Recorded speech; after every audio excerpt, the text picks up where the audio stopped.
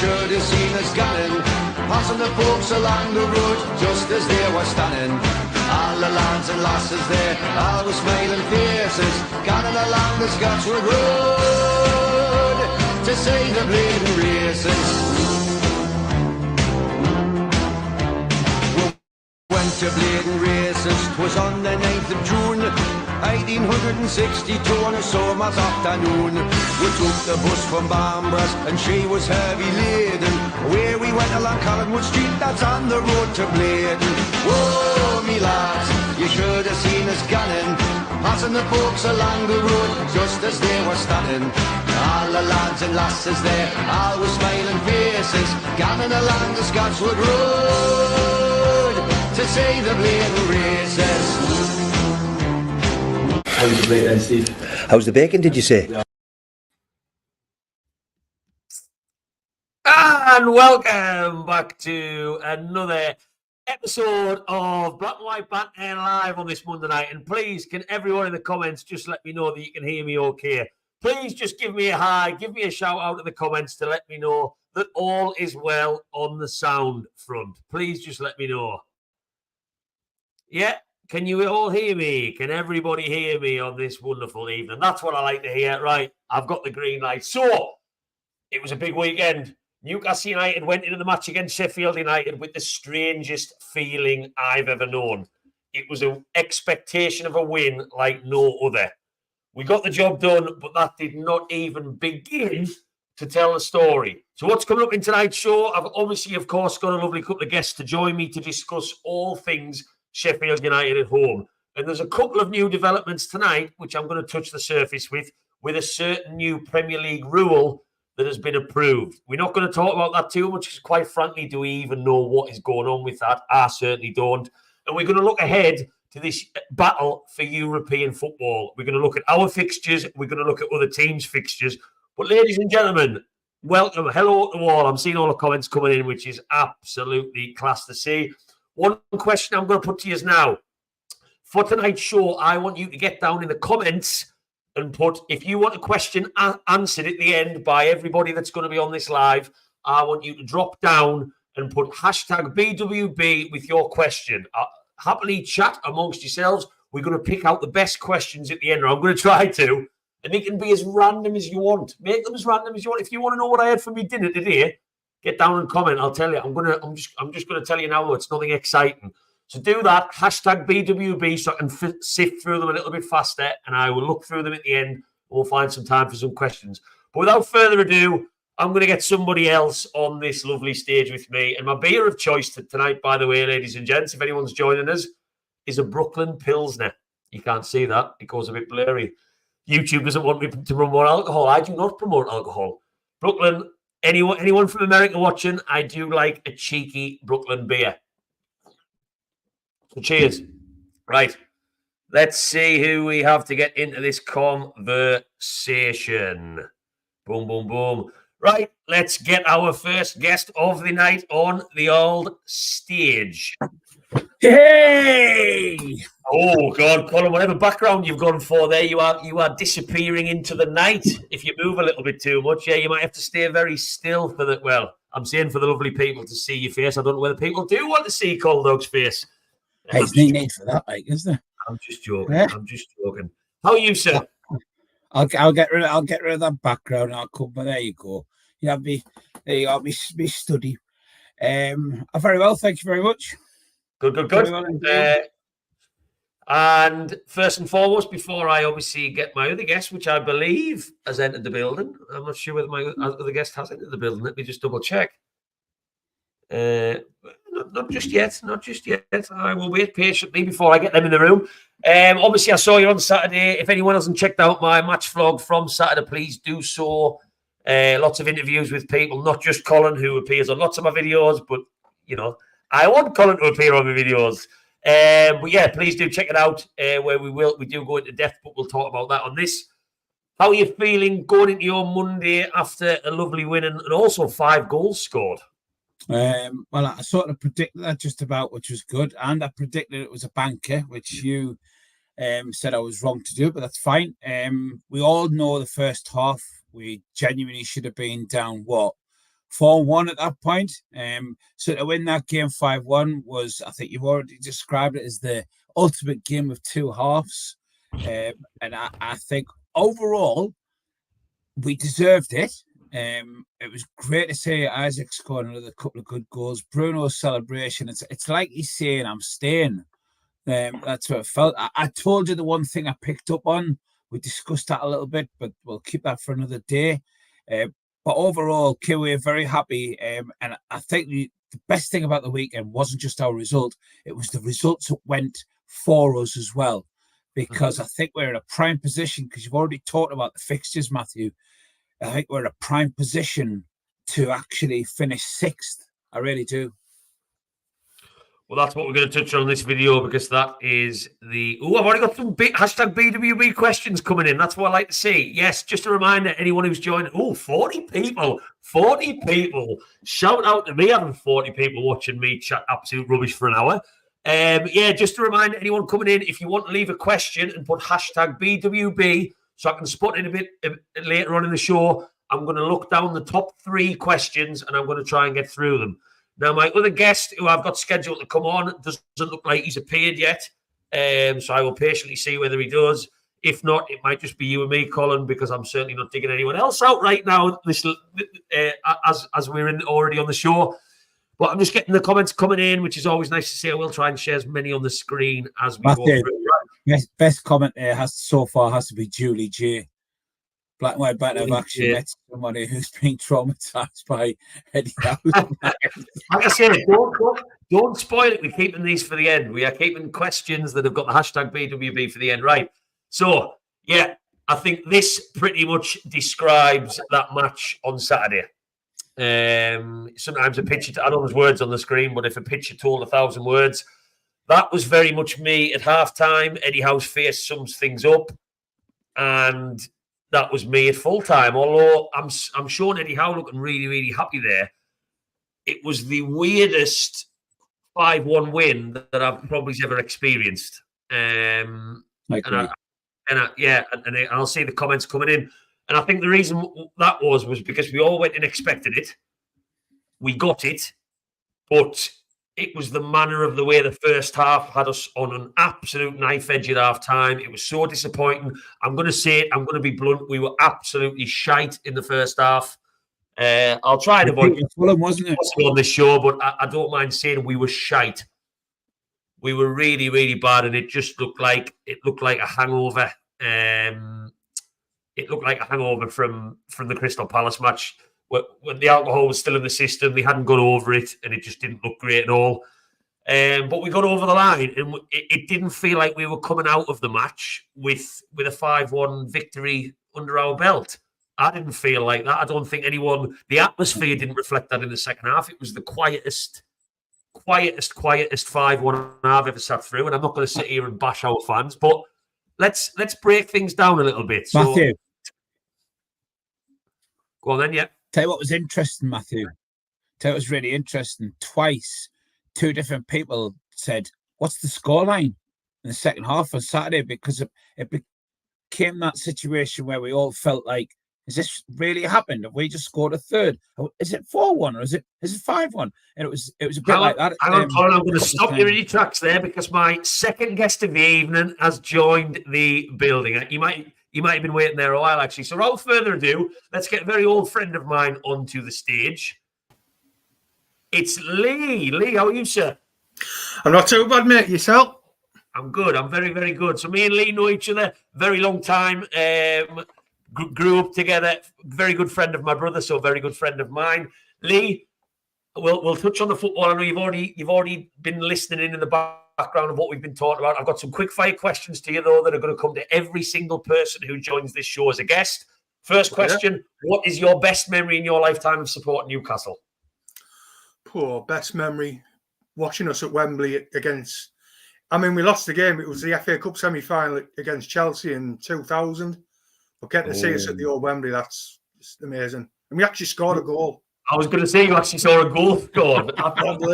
Which is that's something. That's very rarely happened. That's definitely something. Second question, What is your most controversial Newcastle opinion? That that one where not everyone agrees with you, but you'll take it to the grave with you. Oh, controversial. We've all got one, Lee. We've all got one. I don't know. I'm trying to think. If you feel like no one has ever really disagreed with you, that's fine. I can give you a pass. The closest one I've got is that I don't think Miguel Almiron's as bad as some people say. He's not a great player. Oh, right, okay, right. No, yeah. I think a lot of people would disagree with you on that one. Yeah, and please, I encourage with that question, anyone in the comments who either agrees or disagrees with the person's most controversial opinion, please let me know. That's what these shows are all about. And last question, are Newcastle going to win a trophy in the next 5 years? Yes. Boom. That was easy. No hesitation there. That's what I like. And those are my quick fire questions. Right, so I'm going to dive back in to where we were, Lee, before you joined us. So, again, I'll ask you first, what were your thoughts on that match on Saturday, which was a very strange 5-1? Yeah, I mean, I wasn't at the game, but I've seen it. I've seen extended highlights of it and read through the reports and following it live on my phone, and that it was a bit of a strange one. Like everyone going in thinking, yeah, we had a bad one against Palace, but he'll have got them at the training ground, give them a bit of rollicking, and we'll go out and blow them away. And it just didn't happen like that, did it? The fair play to Sheffield United, they came at us, they got the goal, and they could have got 3-4 before. They really were tearing us apart at one point. Yeah. It was incredible. It was incredible, but I mean, yeah, he got them in at half time, and we finally did give him that rollicking, and they came out in the second half as soon as we got the second. I think they just kind of gave up the ghost, really. They just buckled, really, and it was a bit of a canter, really. But yeah, it was I would have loved to have been a fly on the wall in the dressing room, because in my head, there's no way on this earth that Eddie Howe's a man that balls and shouts. I don't know where the Mad Dog Tyndall is. I've heard Mad Dog Tyndall likes a bit of karaoke and Cozy Joe's. Maybe he's the guy who balls and chucks things around the dressing room, but something must have been said. Like, look, lads, wake up. Our European football adventure is at stake if we don't win this football match. I've heard Howe can give it to them. Like, if he's not happy with what he says, he will give it to them. Like, and he sets standards, and if them standards aren't being met, then he will not be a happy man, and he will let them know. Yeah. Right. Yeah. So we were just diving into the first question I was going to put to you is both. And obviously, Lee, if you didn't watch the actual match on Saturday, which I know the old streams, which I won't talk about too much, the old streams that some of us find don't always work the best. But I will put the first question on. The first half, Colin, I'll come to you. What went wrong in the first half? I'll tell you what I think. Personally, I think we didn't press them hard enough. We give them space, give them far too much time and space on the ball. If you watch the Spurs game, we were on Spurs the whole time. The players were straight on them every single time. We just seemed to stand back and say to them, "Go on, say how you play football." That's how it looked when I was watching it. That's for sure. I've got you on audio, but unless you're very still when you speak, Colin, you've gone there. I don't know what's happened. I can't think. I've just sent you a message there, so I'm not quite sure. I can see your face. Like, we can still see your face, but it looks like you are just playing the best game of statues I've ever seen. Do you mind if I drop out and come back in?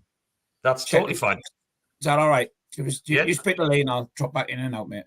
Yeah, no worries. Yeah, Lee. So, like I say, I know you didn't watch the game itself, but we've already touched on the first half. For me, it was just a case of we played into Sheffield United's hands, which I don't think anyone expected. Like, it was Sheffield United, the fragile side that they are, were looking for that. They were desperate to avoid that intensity that we play with Isak, Gordon, the press that we play with, our fullbacks, Livramento, Hall. I was so happy with the team. And we just, passing was sloppy. There was no intensity. There was no pace. And I thought Sheffield United, after 5 to 10 minutes, thought, hang on, there's something can be had here. And for you, is that a worry that we've seen that a little bit too much this season? Or are you just at a point, and again in the comments, I'm not ignoring you people, it's just I get so much into chatting. I will keep sharing them on the screen, I promise. There's a bit of Miggy talk, time for Miggy to move on. No, Lee's Lee likes him, so anyway, I don't want anyone upsetting my guests. So keep your opinions quite polite. Someone weighs 20 million in front of us. I'll say, get rid. Yeah, sorry, like he's not even worth 5. I mean, come on. Is it? I think Cold Dog's back in the building. Let's see if I can get Cold Dog back in the building. Are you back in the building, Cold Dog? There you are. I'm here. Do you know, Lee, I'm actually in total agreement here. I've thought Mickey's been a half-decent player for us. I came in at the right time when we needed him. Yeah, he's not the, not the all-round player that we want, but I tell you what, he's a sort of squad player you'd like to keep and a player you'd use in the last 15, 20 minutes of a match if a match is a bit lagging and needs some pace. Someone will keep I know running he's heads down when he goes for it, but he's done well for us the period he's been here, and I think it'd be a shame to sell him. But if it means we've got to sell to buy, then unfortunately he probably is one of the people who needs to go. But yeah, sorry, just to get back on, that was my fault for dipping back onto Almiron because I mentioned a couple of comments that had flown in. But I mean, are we at the stage of the season? We won the match, and if that's got it's very difficult, as I wrote in my last word blog, what part of the match to focus on, because there's a very, very, very high chance that we could have lost badly on Saturday. If we were 4-1 down at half time, when I was drinking my beer, I was like, what the hell have I just watched? And Sheffield United would have been fully deserving to be 4-1 up. And I love this fan base. Every one of you watching, all 53, which I think is my highest number, so big up 53 people watching. Every single one of you watching, I love you all as a fan base. We are one of the best, most connected fan bases in the world.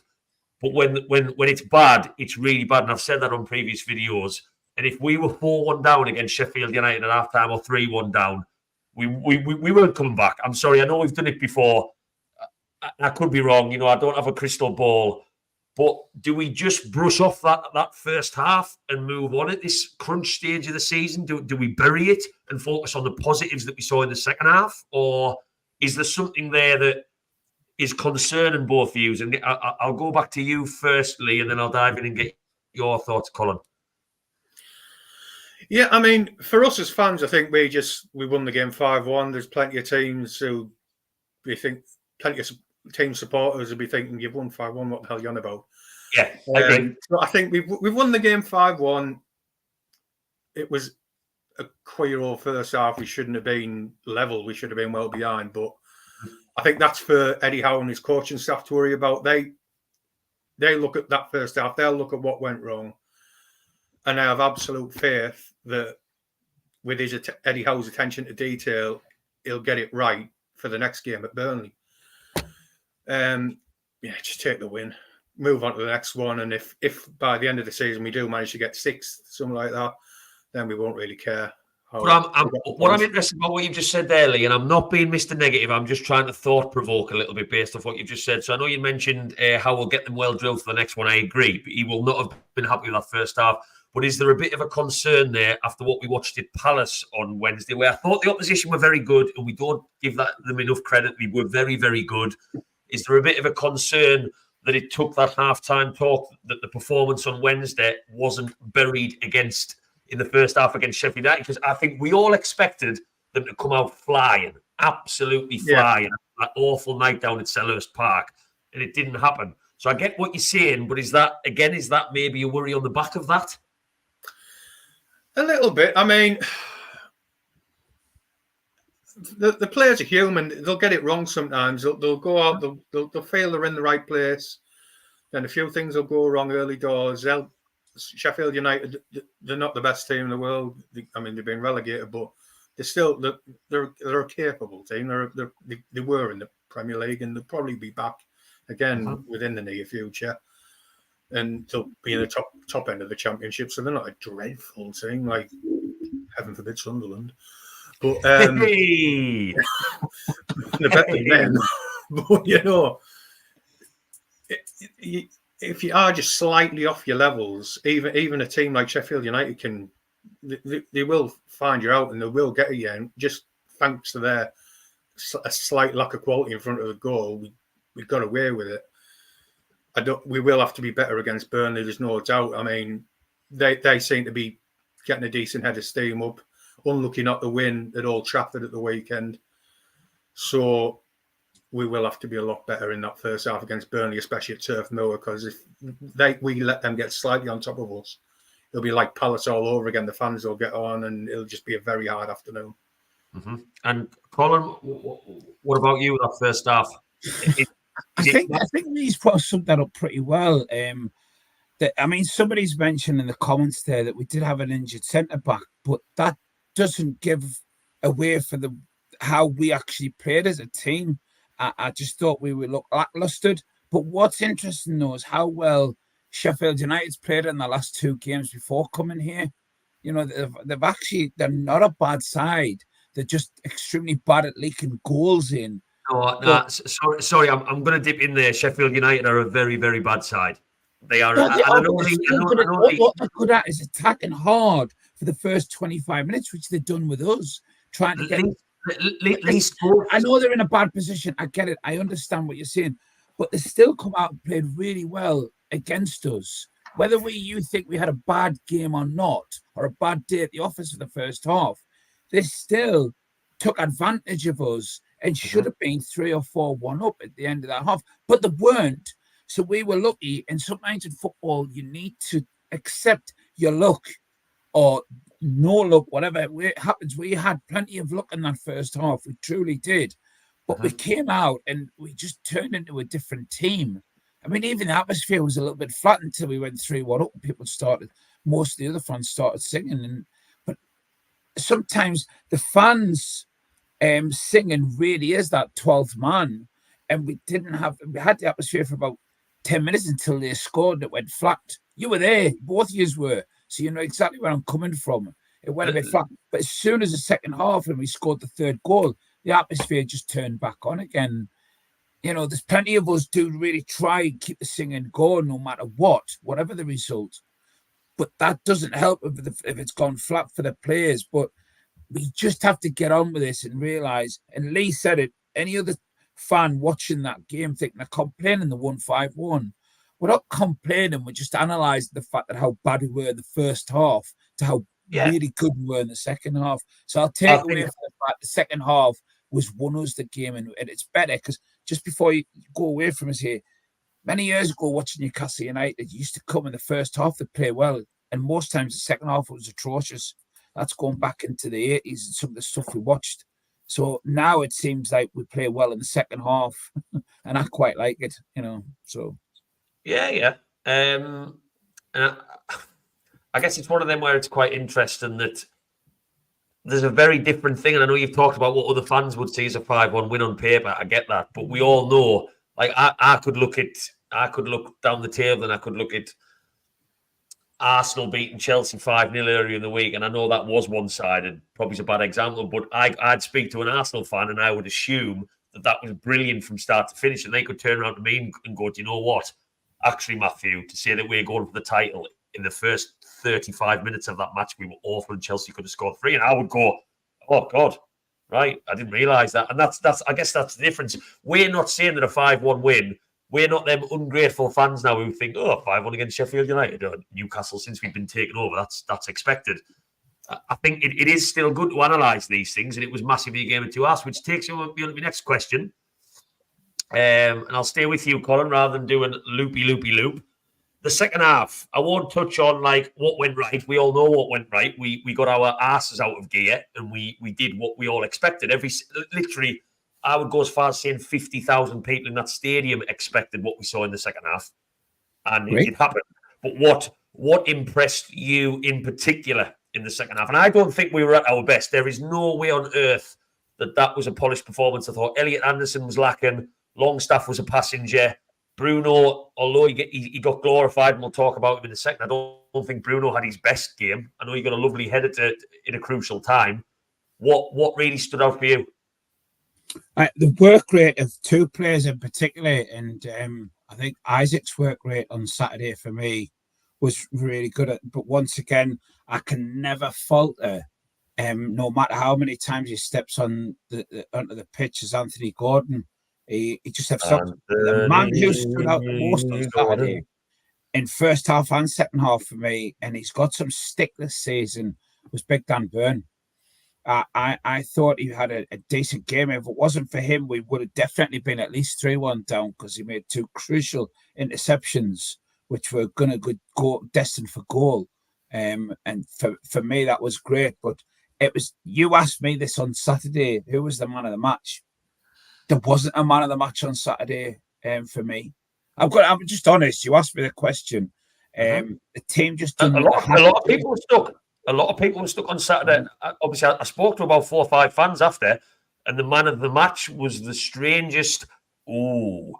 And I've never, again, after a 5-1 win, for nobody to have a standout. It wasn't because people were saying everybody was class. It wasn't that sort of 5-1. It was a, we were. Yeah, such and such was all right. He was all right, and he was all right, I guess. Yeah. And again, going back to what we discussed earlier, I'm not. This isn't the slag Sheffield United show.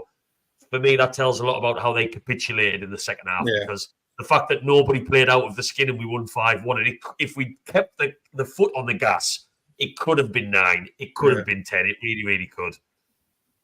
Well, now we've scored like, is it 13 goals against them? So it was, to score that against any team in the Premiership over 2 games is phenomenal. Isn't it the highest amount of goals scored ratio-wise? Premier League record against one team, Yeah, so it's interesting, but I see a couple of people on there saying Isaac man of the match, and I think because of his brace, I think he gets that. His brace of goals, he gets that. He has to. I love Godfather. The ref was the man of the match. Everybody slates the ref. There is not a match when we don't slate the ref. But interestingly, I think what I loved about Isaac, and it tells its own story, and this is a different conversation for a different day. Did anybody notice, which I thought you don't see very often, when Isaac equalised in the first half, his first thought was to grab that football, not celebrate, get that ball back on the spot. And you could tell he was embarrassed by our performance, and he knows. And I don't want to go back to, is European football the thing that's going to keep these players at the club? But I'm going to be ballsy, and I'm going to put my balls on the chopping board and say European football is the thing that is going to keep these players at the club. And Isaac is not a player with that quality who is going to stand by for an FA Cup and a Carabao Cup campaign. He's not. Yeah, he's not. I just thought that was really interesting, the way he grabbed the ball in, like, what was it? I can't remember what the time was. The 30th minute of the match, to be chasing the ball back to the kickoff spot. Sorry, I'll come over to you, Lee. Was there any standouts from what you saw on Saturday? Anything that's a massive plus after talking about the first half, which wasn't great, to take into Burnley on Saturday? Yeah, I mean, from what I've seen, Dan Burn needs a kind of proven that he is far better as a centre-back. He did a job at left-back last season, and he was part of the meanest defence in the league at one point at left-back. So just get that on record. Yeah, I like that. Just get that on record. But yeah, he is naturally a centre-back. I mean, you just look at him, he's a centre-back. He's not a wing-back, is he? He's not full-back. No. So, but yeah, keep him at centre-back from now on. I think keep him there. I mean, if you have him there, he's perfectly good backup, even if he's not going to be first choice, because obviously Sven Botman's going to be first choice left centre-back, and he's probably not going to play ahead of him or even alongside him because they're both left-footed. But to have him at the club as backup centre-back, that's not bad. That I'd be perfectly happy with that, especially if he keeps playing like he did at the weekend. Well, it's interesting you touch on players being kept, because again, what I found myself doing when Callum Wilson, I don't know about you, when Callum Wilson came on in the second half and scored, and he looked really bright. You know what Callum Wilson's like? He loves himself. Like, I like that about him. That's what makes him a good player. His ego is like, I'm better than Isaac. He will think. And I know people saying Isaac's one of the best strikers. Well, Callum Wilson does not think Isaac's better than him. I'm sorry, I don't think he does. But I found myself daydreaming about, imagine this season if we didn't have injuries. Like, imagine watching that match where Elliot Anderson comes on for the last 10 minutes to replace Tonali, and Longstaff maybe gets a 5-minute run out to replace Joe Linton, and Willock comes on for Gordon, and we can just go on and on. And some Newcastle fans, in my opinion, and we're all guilty of it, just forget that this season could have been so different had we not had these freak, ridiculous injuries. And that was just something I took away when Wilson came on and bagged. By the way, can I just say his finish was my favourite of the 5 goals. I thought That was a Callum lovely goal. Oh, that was striker, Shearer-esque. That was just one of them je ne sais quoi. It's interesting that we talk about that you've both mentioned a certain player, because that's who I was going to talk about next. So let me just get that. I'm just going to introduce him to the stage.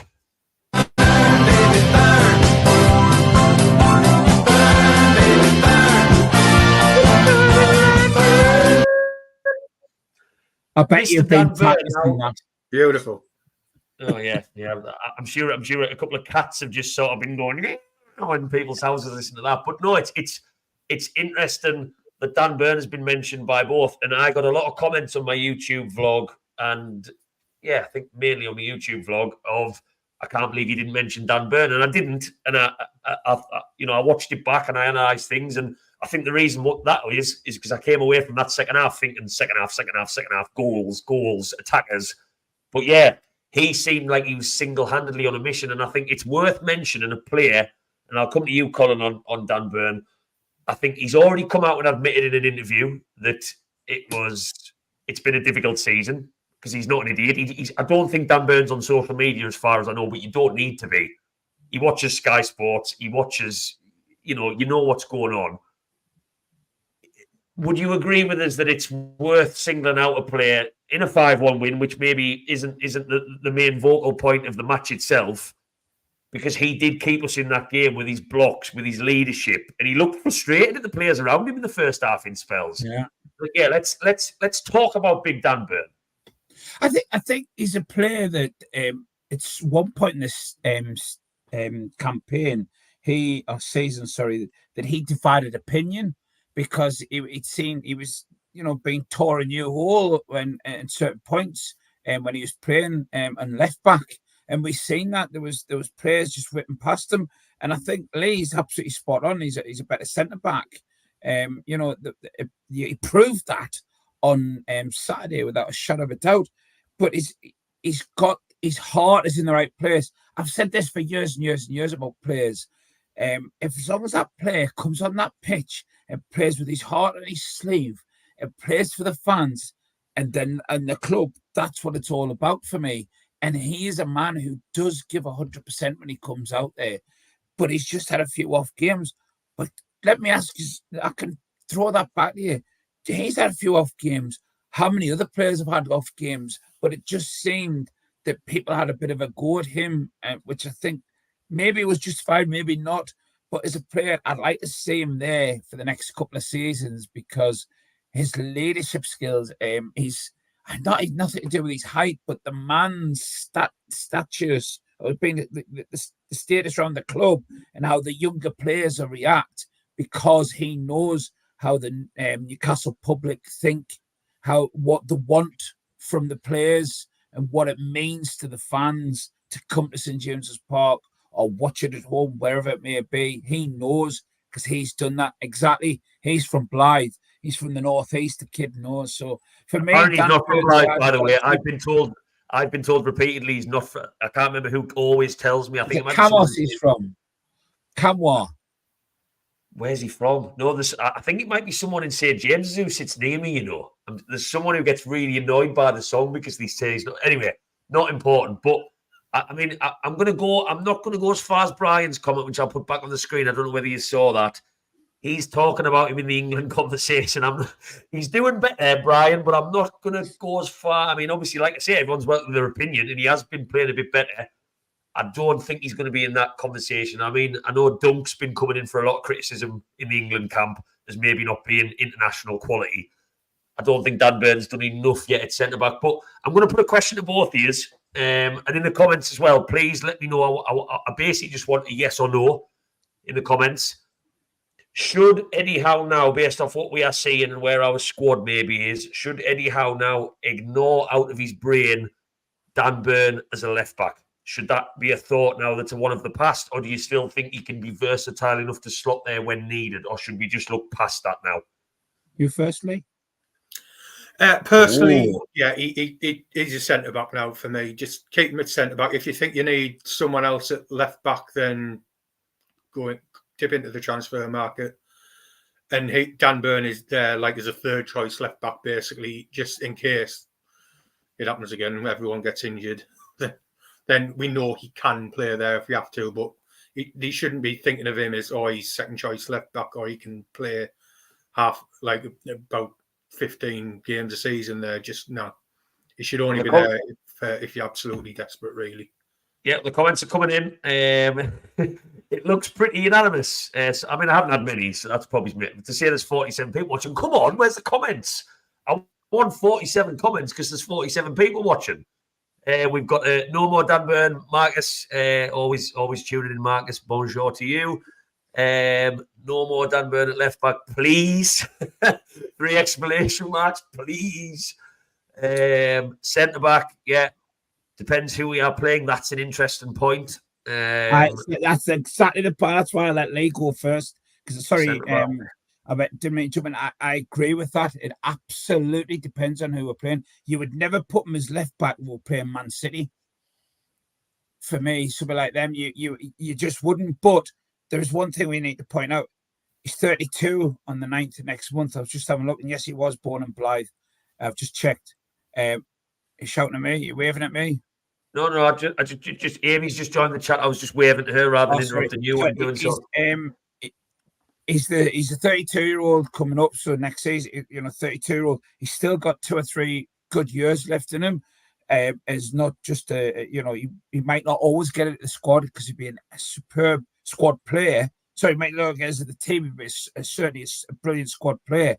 But centre back for me, I would always stick him there at all times. But I think Lee, you've already said it. We've got the likes of Botman and Shaw who play really well as centre back. So there's a bit of competition there, but don't we need competition though? We need healthy competition. You can't get rid of somebody like the big fella just because we think he's too old or he's getting on. Not too old, but you understand what I mean. I think he's a great player for us to keep for the next couple of seasons, definitely. That's me personally. And yes, I would agree centre back, but now and again, a versatile left back if we needed to, but I don't think we're going to need it next season as a versatile left back. Mm-hmm. Yes, I'm just going to comment there from Tommy. Hit the like, guys. I am terrible for reminding people. This does go. I mean, 55 is a record. I mean, 55 is somebody else's like 1 million to me. That's amazing at this minute. 57 now, that many people are watching. That's class. Hit the like, though. And I've already said at the start, we're going to go through some questions at the end, and it'll take us a hell of a long time, admittedly, but I'll try and figure out how I'm going to do that. If you want to ask a big question for us to discuss, just put hashtag BWB to make us spot it easier. And I'll pick the best 3, or I'll try and sift through as many as I can at the end. So get those in now for anyone new. Just coming away from Dan Burn was definitely someone I wanted to focus on because I didn't discuss him on my match vlog, and he did. He had a very, very good half. Second half, Sheffield United, I don't even think went in our box apart from that penalty that was turned down very, very late on. But first half, you could even argue he got us the 3 points because if we were 3 or 4-1 down, game over. But I just want disagree. We came back from that game and won 4-3, so disagree with you there. That doesn't happen every week, though, Colin. Game's never over at 3-1 ever. No, but it's a mountain. It's a very, very big mountain for a fragile team. We've just lost to Palace in the worst fashion that we did. I just want to come away from. I cannot let this show pass without talking about this man who. This is one of my favourite videos I have ever seen, and I will use this for years to come. And I'm just going to stick it on the screen for anyone who hasn't seen this. I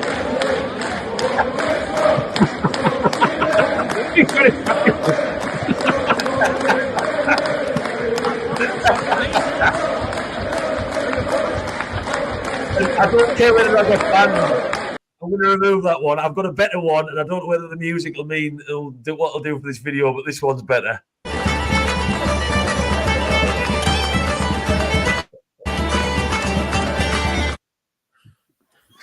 Oh, God, honestly. Right, so I just want to give some context to people. So I shared that on my other socials on Black White Band. If you haven't, please follow it.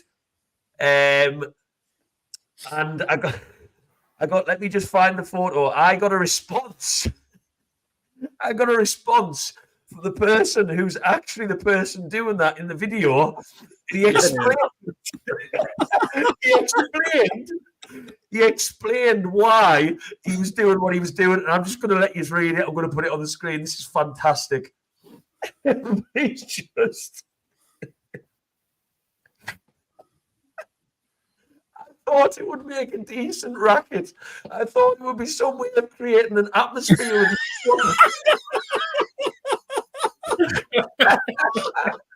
Oh, I'm gone.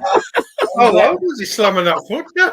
I'm gone. Honestly, the fact that he saw the video and felt the need to explain why he was doing it absolutely killed me off. It ruined us. Oh, I'm gonna get it back on one more time. He must have been chewing at the Irish centre after the match on stage.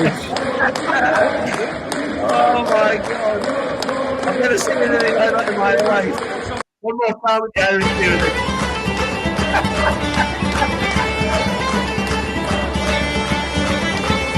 Come on, join in, Lee.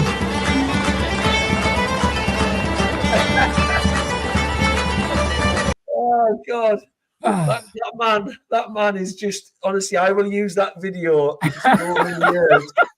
I'm so happy that video exists. Like, I don't want that to be ever removed. I was so worried he was going to message saying take it down. The fact he explained why did it? Oh God, right. Sorry, that set me off. I've lost my train of thought completely. Right. Let's get back to slightly more serious stuff. I'm just going to get your thoughts on this first, and it's obviously going to lead into a player. Now, this was what we were greeted to, if I just find my videos. This is what we were greeted to going into St. James's Park for anyone who hasn't seen, and this is my footage, so I don't have to worry about getting taken off the YouTube police.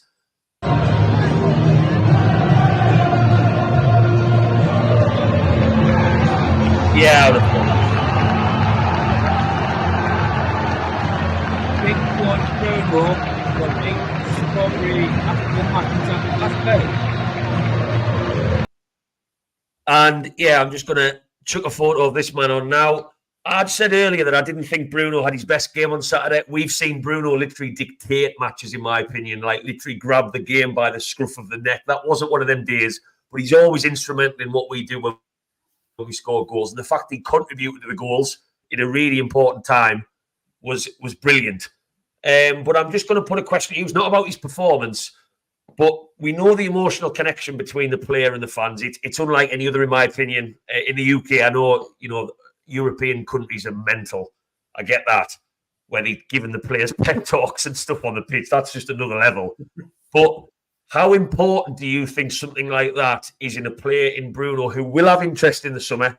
We now know that his contract, his buyout clause is only a month, which is mad, but I think it's very smart from the club. We do have good people in charge that we need to trust. How important do you think a display like that from War Flags? And if there's anyone for any reason from War Flags watching this, by the way, I'm not going to get, I've only got one hand, I've got one hand on Maggie to stop it. I'm giving you a round of applause. I am. That was one of my favourite displays. To see a full flag like that was class. How important do you think that is in just being a little bit cheeky, if you want to look at it that way? Like, Bruno, you can't leave because we've spent thousands of pounds on a Brazilian flag that took us weeks. I'll start with you, Lee. I don't think it'll definitely help. I mean, also, obviously, it's not the number one consideration on a player's list about when he's looking at his options. But something like that definitely does help. I think if he was ever in sort of the sort of thing where you're in two minds, should I stay or should I go? We're having that connection with the fans and things like this. They're all extra little reasons for him to think, you know what, the grass might not always be greener on the other side. I'm happy here, my family's happy here. You know what, we'll go again. And if it doesn't work out, then I'll maybe get a move in a couple of years' time. But hopefully it will work out and we will go on to bigger and better things next season with him part of the team and with the rest of the team not injured, hopefully, or suspended. And over to you, Colin. I mean, I know we talked about European football being big for the likes of Bruno and Isaac. I would still stand by that opinion, regardless of his connection to the fans, that this player needs to be in Europe. He needs to be. With Conference League, yeah, great. But How important do you think what we saw on Saturday wasn't? I mean, he's come out and he said it himself. That was an emotional display. And for him, and I know Colin was included in it as well. But it has to be, Matthew. To see that, to him, I think it was rubber stamping what the fans feel about him. He knows the love that comes from the fans. He knows he's idolised, and from all ages, not just kids, all ages. Most kids, Bruno's their favourite player, but the amount of people that talk about him and just know the love of being at the club, because he brings so much. He gives that again. I'll say it again, 100%. Apart from the Palace game, he gives that 100%. And he has his odd game that he's off. But I totally agree. Europe is what we need to be in to keep him, Isaac, Joel Linton staying because he's signed his contract, doesn't he? But other players that they need to have that, because it's not just about the fans idolise them. But there is a point here that I'm going to make is many players have left this club who are idolised, and we could sit here and pick plenty of them, and they've gone elsewhere, and that being idolised by the fans has never been the same, and they've openly admitted it was a mistake to leave Newcastle. Well, on that note, Colin, I'm going to ask you, because that's a really good point. Quick fire now, both of you. Which one comes to mind straight away of a player where the grass hasn't been greener? Because it's a link with Paris Saint-Germain, isn't it? Yeah, that's where my brain went as well. My brain went. You know something, boys? I'm sure you were there, but the Man United game when we beat them, and I remember for 40 minutes after that game, the Geordie faithful stayed behind at Old Shitey Trafford, and they actually sang the "Don't Sell Kabay, Johan Kabay, You'll Have a Riot on Your Hands," and they never stopped singing it. And that, to me, if he couldn't see that then, but then again, it was out of his hands, I think, really. And if the money was offered to Sissoko, and Sissoko, for me, was rubbish when he went off to Spurs. I thought he just didn't play decent at all. He played well with the fans, but sometimes it's not their fault for leaving. But this time, we want to keep Bruno. Am I right in thinking, did Sissoko give away the penalty in the Champions League final for Tottenham? Or am I making that up? Don't know. I think he did, didn't he? If I say you bring it back to us. A good one. Someone's put a good one on, and this is my favourite right back of Newcastle, defensively only. And I know Trippier's been absolutely class, but I mean the most solid fullback we've ever had. Debuchy's a great shout. His career went downhill very, very fast. Beresford was decent. I just think, that wasn't my time, Colin, so I kind of comment on Beresford too much. But Debuchy, I know he scored in the derby at the Stadium of Shite, but in terms of defensive only, I thought Debuchy was class. And we've got Soles. I mean, in terms of challenging for titles, that's a fair shout. That's a very fair shout. Kabai's a good one. Can't remember his nickname. Sorry, I did send you both off on a tangent there, but it was whilst we're on that topic. So on the topic of Bruno, very quick fire again. Get involved, everyone watching. Based off what the flag display, and I know we've talked about Europe being a big factor, we don't know whether we are going to be in that yet. Fingers crossed, which is going to lead me nicely into my next topic. Is Bruno staying next season? It's just the Brazilian 100%. Theme. I had to ask that question. 100%. Yeah. Right, wonderful, great. Yeah, let me know in the comments, people. So, obviously, after a win like that, there is only one thing that is on all of our minds. Ben Arthur, I don't think Ben Arthur... I thought Ben Arthur was Frenchman. Ben Arthur, material one in when he. Yeah, I loved him on his day, but he moved around quite a lot. I wouldn't necessarily say Ben Arthur's career went downhill after he left Newcastle. I think that might be a little. I'm pretty sure he went to PSG. I think that would be a little bit harsh. He sat his backside on the bench most of the time. Yeah, which I guess is the point of what we're trying to say. You're going about players who's left the club. And players who I wish had done better because I actually like them. And we all know that one player who left the club and went on to be, was it European player or he won a Champions League, I think it was. Or his name, he never couldn't hit a barn door for us. What was his name? It was the manager of Blackpool recently. What era are we talking? And I might be able to dive in and help. Shit, man. I shouldn't have said that. I'm getting 100% staying, by the way, which is nice. There is not one person in the comments so far questioning. There is not one person questioning. Getting old. I'm just going to chuck them all on. Josselou.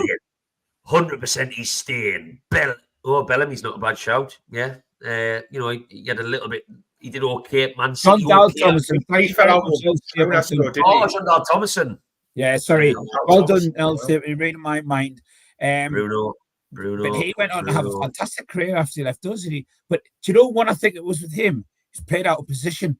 A bit like Joe Linton was when he first come to Newcastle. And then he was put in his correct position and turned into in fact, it was I think it was his twin brother come to play for us. Because it wasn't the same player, was it, from when he first started, Joe Linton? Because he was played up front all the time, wasn't he? And then he was put in his correct position. Well, before we dive into, I'm going to wrap this show up. I'll try and stick to an hour, but there's always too much to talk about. We'll probably go through it about 9:10. Another 20-25. I'm not keeping a clock as long as no one's too busy who's on the live. As long as you guys are fine to stay on. I'm happy. I'm enjoying myself. I always enjoy myself now when I'm doing these. I'm getting in the swing. We will touch very, very briefly on the news that has come out tonight, and I'm not going to make it a big topic, because I don't think any of us know enough about it, about the Premier League voting for a cap. Now, for anyone who maybe doesn't have a Scooby-Doo, and I didn't really, I just knew that I'd heard about the salaries, I'd heard about how it might work. I do have a reliable source on Twitter who I like quite a lot, who broke it down for me. So I'm going to put these on the screen. I'm just going to clarify, this is not factual, this has not come from the Premier League, but it's interesting. This is the anchoring explained from a Newcastle perspective, broken down for people on Twitter, and I found it quite interesting. So we voted for this, for anyone who doesn't know, this cap. So it's good for Newcastle, but it won't allow us to spend more. Well, that's obviously obvious with it being a cap. It won't mean all clubs can spend the same. They restricted the revenue, which is very similar to how it is now. But it affects, this is the interesting thing, it affects the big six clubs more. But some of the big six clubs voted for this. So, Man United was one of the clubs that didn't. Man City, of course, was one of the clubs that didn't. And he's a little bit more. And this is, and how accurate these numbers are, I do just want to clarify on record. I'm not sure. But it was just from a Newcastle perspective that I found this on Twitter. And yeah, I'm going to very quickly get both your thoughts on this. Now, from what I'm reading, we already have restrictions. I don't worry about this too much. I did a joking meme on my socials about us pretending not to be bothered by this, but actually being pretty worried. Where do you both sit on this after this news is broke today? And I know it's very, very raw for everyone. You all right, Tobacco? Yep. I think we have to remember that the clubs, the top six, top four, whatever, they've already spent a shed load of money and getting away with it, the likes of the Man Cities. So if this is coming now, it's coming late, too late. But my biggest worry in all of this, and although I said something on one of the social media platforms, my worry is they want this to be the best league in the world. They want the Premiership to be the best. If you're going to have the best, you need to manage this so they allow them to bring the best players. And the only thing that brings the best players is money. So what are you supposed to do then? And do we not have that? Do we allow another league to take over the Premiership? Or does this then cause a fracture within within the Premiership, and that break-off league happens because of this? I don't know. I'm just saying things out loud. Yeah. You understand where I'm coming from? We're all doing that right now. Only thing I would counter to that after doing a little bit reading, and by the way, just for everyone on this live, when I say reading, I mean reading on my phone on the way home from work, because I dived straight into putting this live together with the photos and the videos. So I've read very, very little. It was a Twitter search that got me a little bit more. As far as I read it, and from the competition side, Colin, what you're saying, it sounds like it might make it more competitive. If this is going to stop certain teams over a certain amount of revenue from spending too much, would that not bridge the gap to the top six a little bit, making it a better league? And as far as I understand, in terms of salaries, the caps on salaries, it doesn't affect that. All right, well, I didn't know that. I didn't know that, Matthew. I didn't know it was a cap on the salaries, but it's a cap on what they pay for them. But I suppose it's like anything. When certain things come in and it's new to it, we're up in arms against it, or we're like, "Whoa, hold on, is this the right thing?"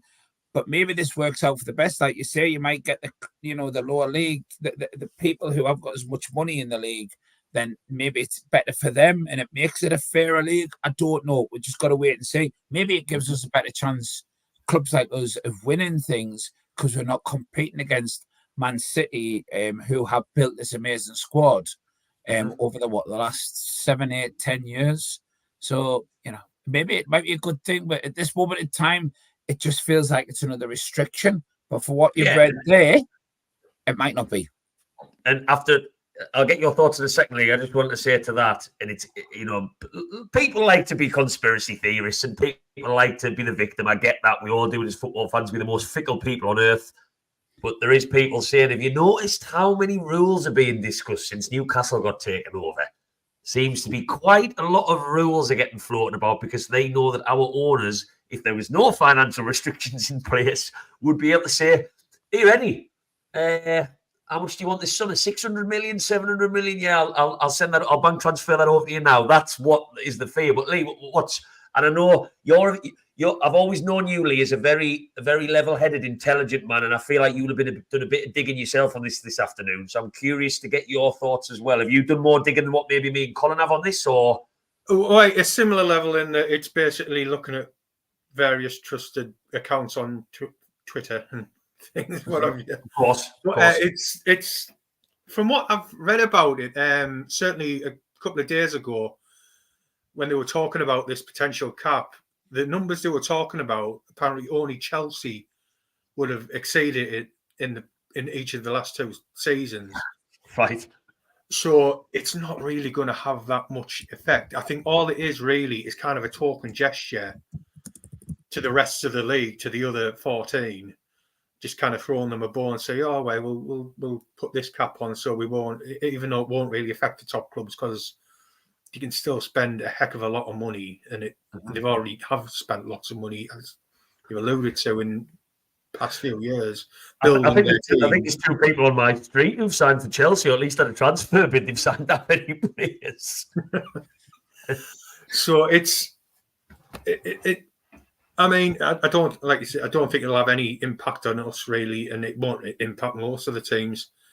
I think it's a nonsense, really. I think what they're trying to do is basically trying to sort it out, because when they brought in these PSR rules, which I think were agreed about a decade ago, weren't they? Mm-hmm. And then they gave them 10 years to sort their act out, and half the teams who agreed to it aren't even in the Premier League anymore, and it's an absolute it's a bit ridiculous, isn't it? It's a completely moronic concept. They haven't thought it through at all. And it's just, they try to make it all work, and they've just got themselves in a horrible mess. Yeah. Right. What I want to, and actually, before we move on to the next topic, I'm sorry if this is ruining the flow of the show. Do you know what I'm going to say? I'm not even bothered. He's going back on.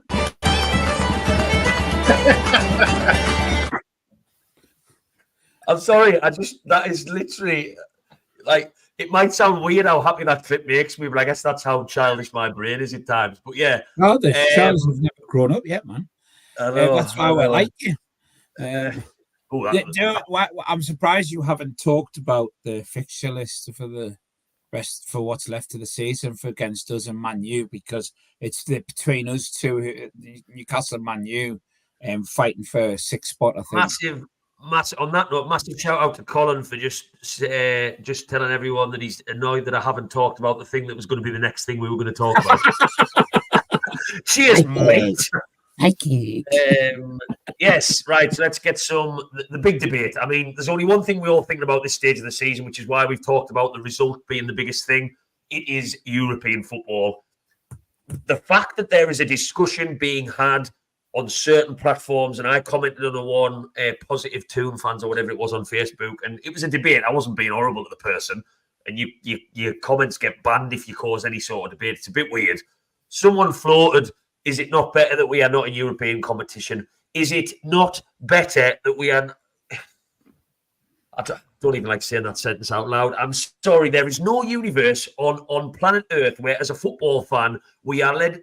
Our ambition is to be, could the players not do with a couple less matches and we'll just play in the FA Cup and Carabao Cup? That is mental. I was lucky enough to be in the San Siro here in the Champions League music. It is mental. So, yes, I'm not going to give that conversation any time of day. We are going to dive straight in. These two lovely little symbols, which to me, you might have a preference. Either one of them would look beautiful on my arm next season. And it'll probably be a very overpriced Adidas badge, probably 30 times what the normal badges would be. I would happily have one of them on my arm. So now, let's look first and foremost at this bad boy, which I avoid looking at until the very, very end of the season. Oh, not that. No, let me get to it. Oh, where's it? Actually, there we go. Sorry, that was a little error. The league table. Now, I avoid looking at this like I just don't until the latter stages, but we have to look at this now. And I tell you what, honourable shout out, which we'll touch on in a second. Did anyone realise that Bournemouth were breathing down our necks? Because I didn't. Absolutely not. Not a hope in hell. Let the grip of yourself, man. 35 games, 48 points. What have you been drinking? But you do realise that Bournemouth aren't a bad side, Colin. I'm a betting man. Do you want to bet on this? That Bournemouth have no chance of finishing 7th or 6th. Not a hope in hell. I'm not going to go as far as saying I would put a bet on it, but the only question I was asking you was, did you know that Bournemouth were where they are in the league? Where the hell did they come from? The shock there for me is how far Wolves has dropped down, because they had a good start of the season. They played all right, but that's where they're sitting. But they're just they're on the beach now, most of them, from Chelsea down, well, West Ham downwards for me. So before we dive into league fixtures, I'm going to ask you both now, when you look at that league table, what is going through your head as a Newcastle fan? Not just in general, as a Newcastle fan. Are you looking at that, knowing who we have next? And we'll tap on that in a second. Our fixtures. Are you happy with what things are looking like, or are you still a bit worried? No, I'll start with you, Lee. Not, right. Lee, see if you agree with me on the same thing here, right? If you look, in the last 5 games, we've won 3. Man U's won 1. They've drawn 3 and they've lost 1. And you look at us, 3 wins, 1 draw, 1 loss. And then you look at Man United's run-in.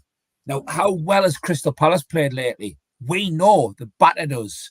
And Crystal Palace had 2 fabulous wins before that against West Ham and Liverpool, was it? Let's not dive too. Crystal Palace have got Man United at home. Then Man United's got one of the hardest games of the season, apart from when they play Man City. They've got to play Arsenal at their Old Trafford. But then they've got the hardest game for this part of the season for them. They've got to play us, and we'll beat them twice. God Almighty, getting a hat trick over them it's going to happen for me. I'm going to stick my head on the block here. We are going to finish 6th. I'm so confident in that. When you look at how Man United have been, and you look how they've played this season, the goal difference we have over these guys as well. If this comes down to goal difference, we're going to batter them. But overall, I look at Man United, and the only easy game they've got is probably Brighton away. And over to you, Lee. When you look at this league table, how's it? And we will just be. I know, Colin, you started to allude to fixtures of other teams. You've seen as I terribly flicked through when I wasn't supposed to. We do have those lined up to discuss, and we won't touch on every team because, my God, this isn't the Premier League show. We'll talk about them very, very quickly and briefly. But how does that table sit with you?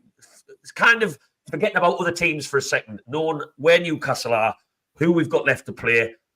Are you happy with what you're seeing? Absolutely. I mean, when you think about all the injuries we've had, I mean, there's not many teams that be 7th, pushing for 6th, given that we've had basically half the squad out for most of the season. I mean, I think it's testament to the players that have been available that we are where we are. It hasn't always been pretty, and there have been disappointing results on the way. But to be where we are now with a decent chance of Europa League, I think that if we do finish 6th, that's a decent season. I think all things considered, that's a pretty good season.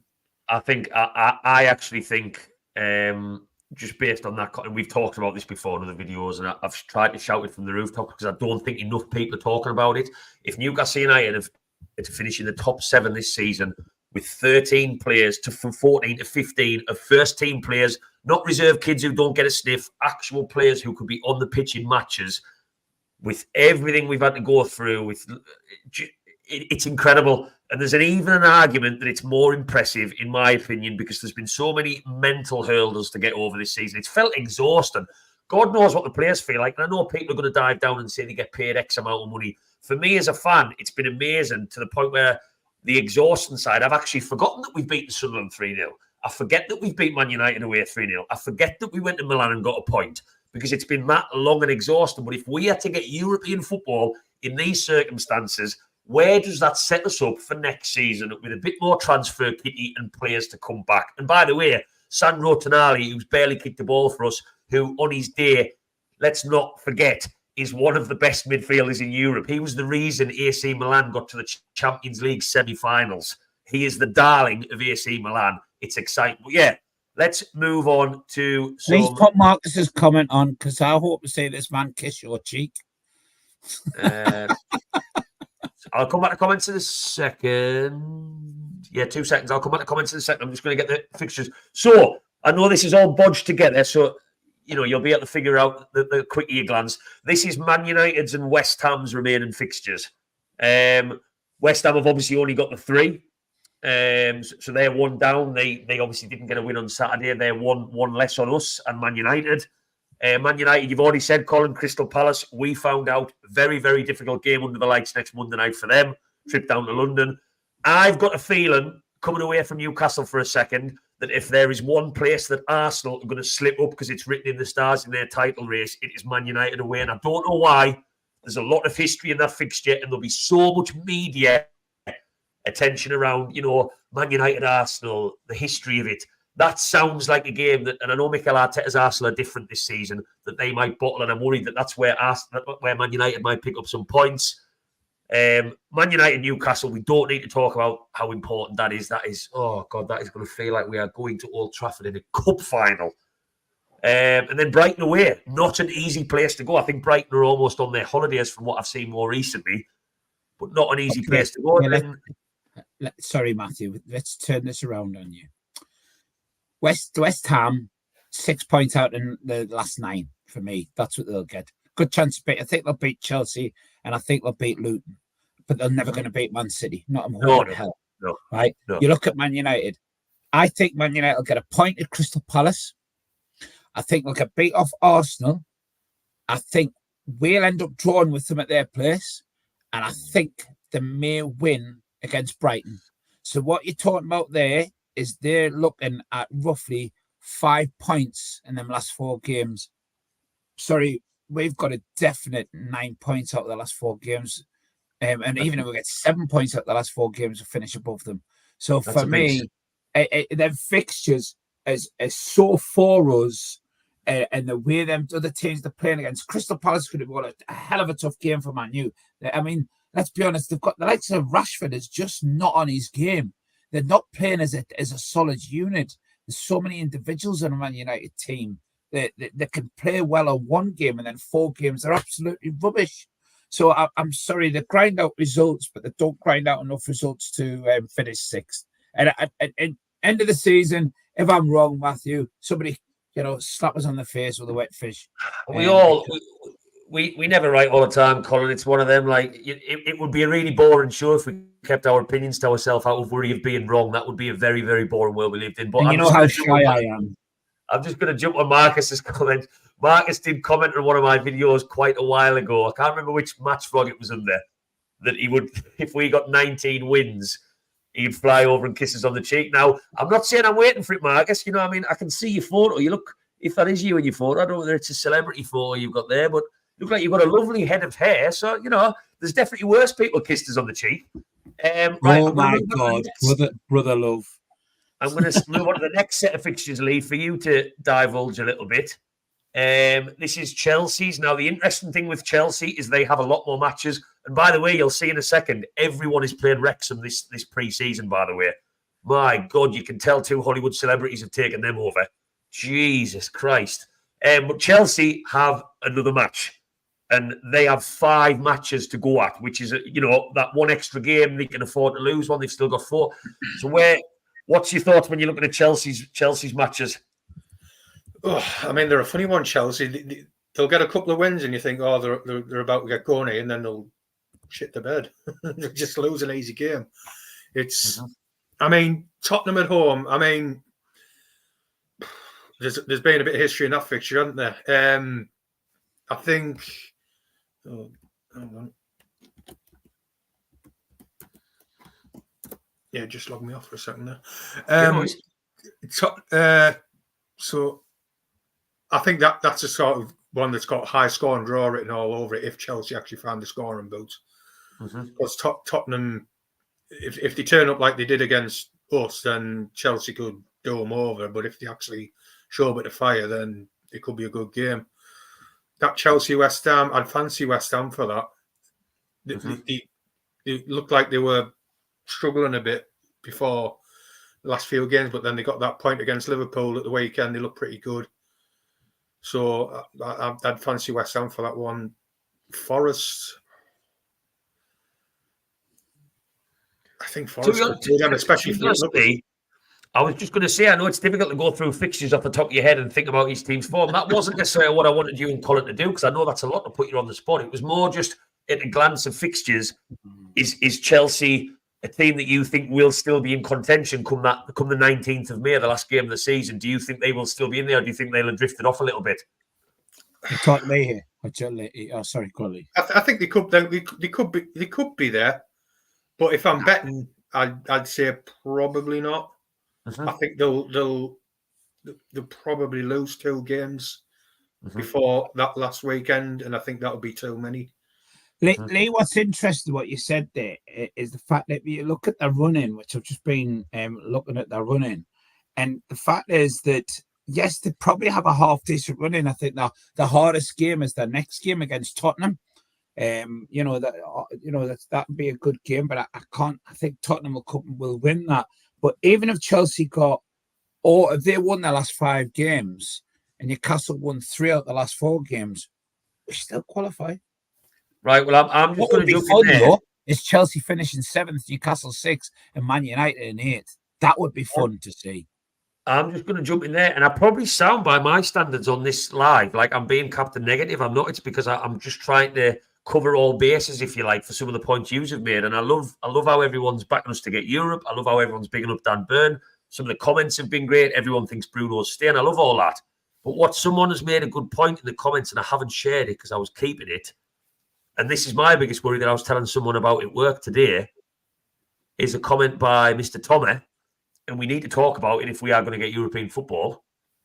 Our away form this season is terrible, and in this running to get European football, 3 of our 4 matches are away from home.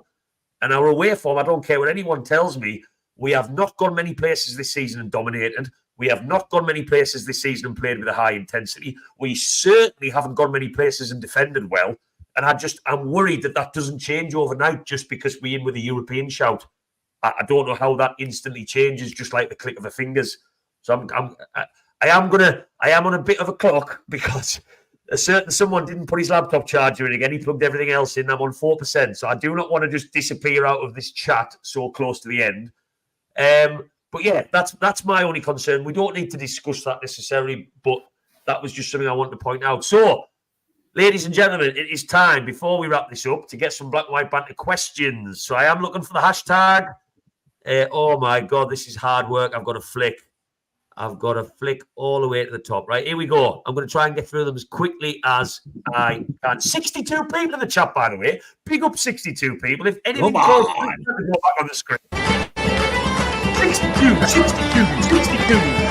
what's doing it.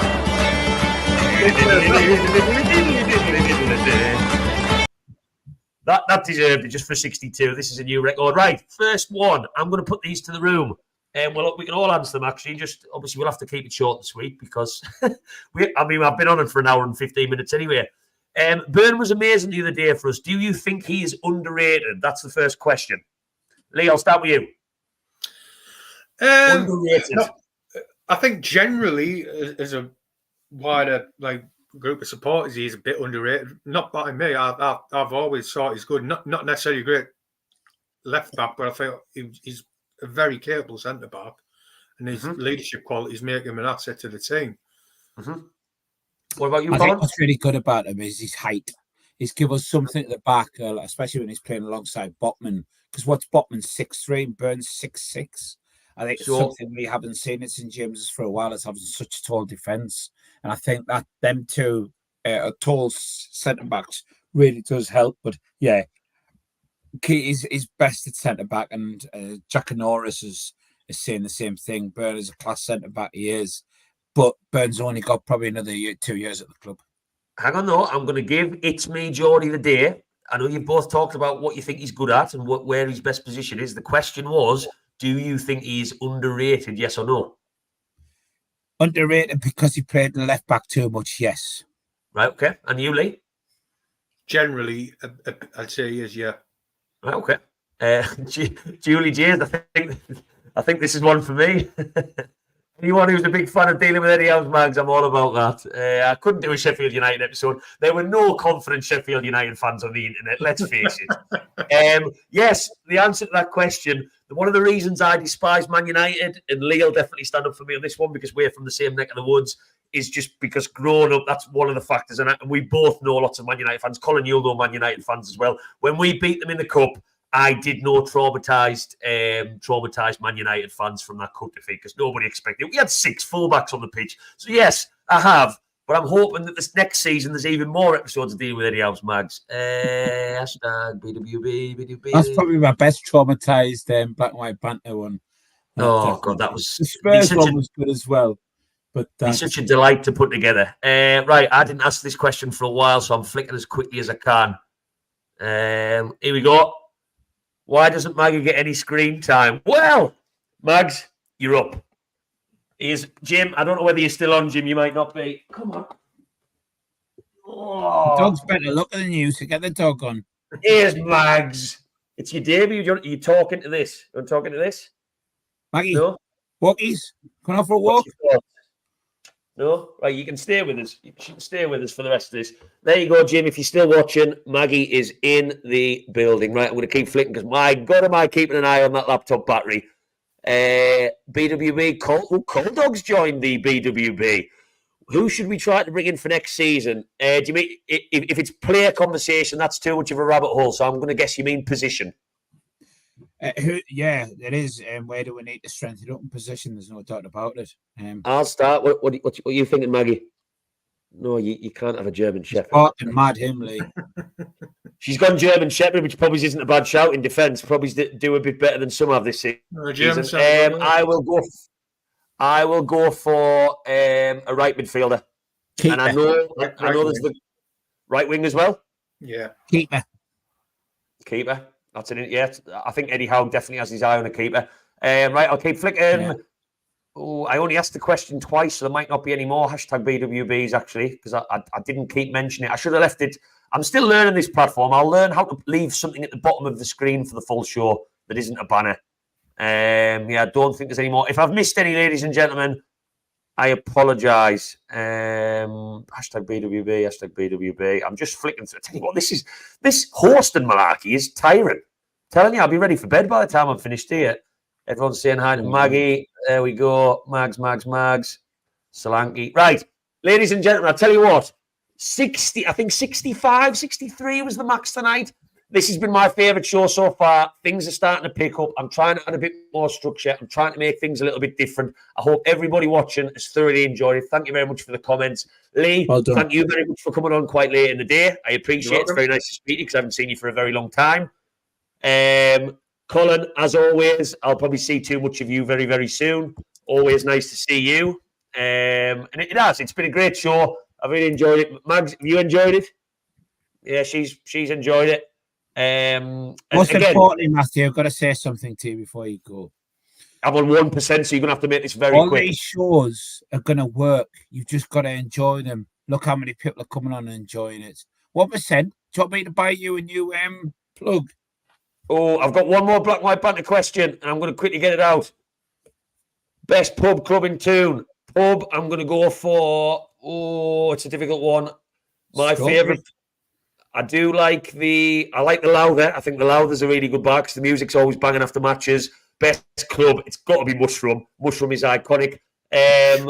But I'm really going to wrap this up because I don't want this to end with my screen going off. Thank you very much for watching, ladies and gentlemen. The next video will be a Burnley match preview on Friday before that very, very big game down in Lancashire. So make sure you tune in, whack that like before you leave, and get Black and White Banter, please, across all of the socials. The love is absolutely amazing, and I've absolutely loved this. Go and enjoy the rest of your Monday. Eddie Howe's European Chase and Mags. Bye-bye. Bye, lads.